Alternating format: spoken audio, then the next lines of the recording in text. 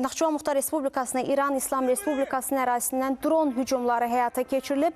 Bir ədəd dron Naxçıvan Muxtar Respublikasının hava limanının terminal binasına, digər bir dron isə Şəkərabad kəndində məktəb binasının yaxınlığına düşüb.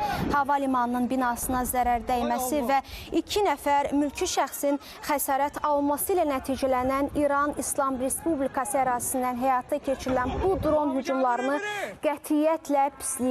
Azərbaycan ərazisinə bu hücum beynəlxalq hüququn norma və prinsiplərinə ciddi şəkildə ziddir və regionda gərginliyin artmasına xidmət edir təbii ki.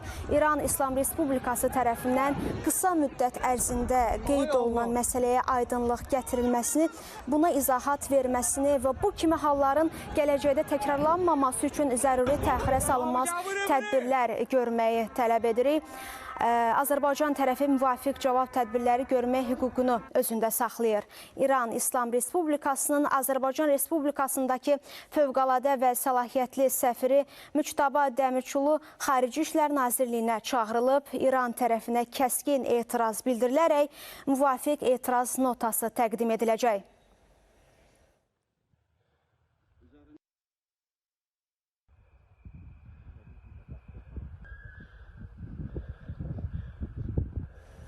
Hörmətli tamaşaçılar, bu Xarici İşlər Nazirliyinin məlumatı idi, diqqətinizə çatdırdığım.